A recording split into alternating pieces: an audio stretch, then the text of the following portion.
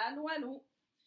Pour la suite, il faut que je commence par vous expliquer la différence que les militants du genre en sont venus à faire entre le genre et l'identité de genre.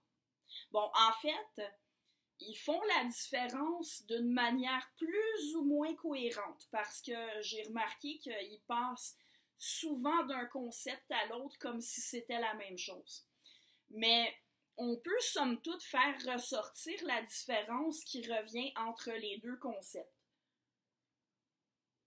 Je vous rappelle que le genre est un ensemble d'attitudes socialement attribuées aux humains d'un sexe ou de l'autre. Ce sont des normes sociales sur les attentes qu'on a quant au comportement des femmes et quant au comportement des hommes. L'identité de genre est définie dans les documents officiels à peu près comme ceci. Le sentiment profond d'être une femme, un homme, ni l'un ni l'autre, un peu des deux, tantôt l'un, tantôt l'autre, etc. Vous remarquerez que c'est assez confus. Qu'est-ce que ça peut bien être, le sentiment d'être une femme? J'en suis une et je ne conçois pas ce que ça peut être. Qu'est-ce que ça veut dire, se sentir femme?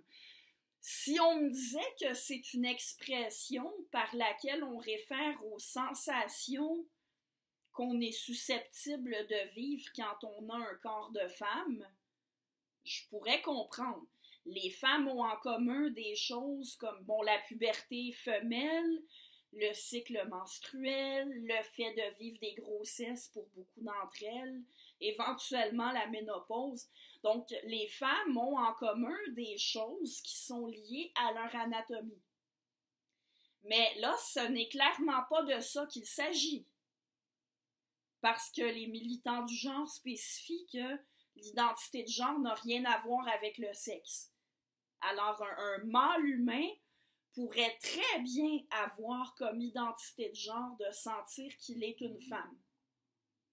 Bref, il y a un flou énorme sur le concept d'identité de genre, ce qui est particulièrement grave pour un concept reconnu dans la loi. Maintenant, ce concept qui n'en est pas vraiment un, puisqu'on ignore à quoi ça réfère, sert souvent à répondre à l'argument que j'ai exposé dans la capsule précédente. L'argument selon lequel l'idéologie du genre est insultante et régressive, sexiste et homophobe, parce qu'elle vient stipuler qu'être une femme signifie se conformer aux normes de féminité imposées par la société, des normes contre lesquelles les féministes ont lutté.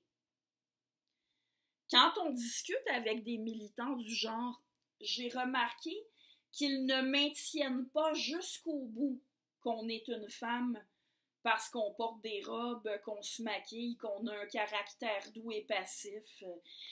Il arrive fréquemment qu'on puisse faire ressortir ce genre de prétention-là de certains de leurs discours, mais si on cherche à les interroger à ce sujet-là et qu'on les amène à voir les implications sexistes et homophobes, comme j'ai fait dans la capsule précédente, là, ils disent que non, bien sûr, ce n'est pas ce qu'ils veulent dire. Qu'est-ce qu'ils peuvent faire alors, puisque retourner à la définition selon le sexe n'est pas une option pour eux? Faire intervenir l'identité de genre. Ce qui fait qu'un trans de sexe mâle est une femme, ce n'est pas son habillement, ni son attitude, ni son caractère, mais le fait de se sentir femme ou de s'identifier comme une femme. Avec ça, les militants du genre ont peut-être réussi à éluder l'argument de l'aspect sexiste et homophobe d'une définition basée sur le genre, mais ils aboutissent à un autre problème. La définition du mot femme à partir de l'identité de genre se formulerait comme suit. quelqu'un qui se sent femme, ou encore quelqu'un qui s'identifie comme une femme. J'espère que vous savez tous qu'une définition adéquate ne doit pas contenir le mot qu'on cherche à définir.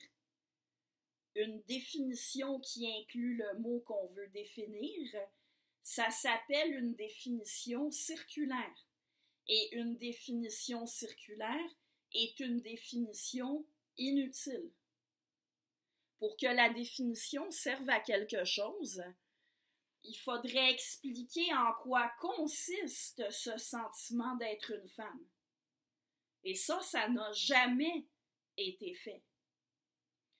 Un sentiment, c'est certain que c'est toujours subjectif, ça peut seulement être ressenti par une personne à la fois, mais il y a quand même moyen de parler des sentiments, d'expliquer à peu près en quoi ils consistent. Comme on a des bonnes raisons de supposer que les humains, étant donné qu'ils ont en majeure partie la même constitution, ont à peu près tous les mêmes sentiments, on peut parler des sentiments, comme la peur, l'affection, le deuil, la peine, etc. On peut souvent échanger aussi sur des choses que, plutôt que d'appeler des sentiments, je les appellerais des sensations. Ça aussi, c'est subjectif, mais par exemple, deux femmes peuvent parler ensemble de leur douleur de menstruation. La douleur est subjective, mais chacune des deux femmes suppose que l'autre a senti les mêmes douleurs qu'elle-même quand elle a été menstruée. Oui, je choisis cet exemple-là exprès. Pour revenir sur le fait que si par se sentir femme, on voulait dire sentir les choses qui viennent avec le fait d'avoir une anatomie de femme, on tiendrait quand même quelque chose dont c'est possible de parler. Mais ça ne peut pas être ça. Parce qu'il y a des personnes de sexe mâle qui se sentent femmes.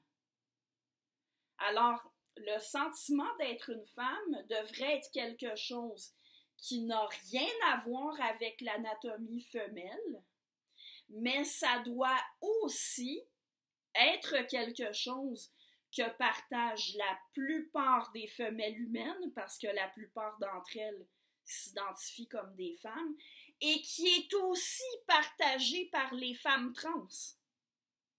Puisque les militants du genre affirment que l'identité de genre de femme, c'est ce que toutes les femmes, trans ou pas, ont en commun. Alors, l'identité de genre, qu'est-ce que c'est? Il y en a qui disent que c'est quelque chose de réel qui se trouve dans le cerveau. Je vous reviens avec ça dans la prochaine capsule.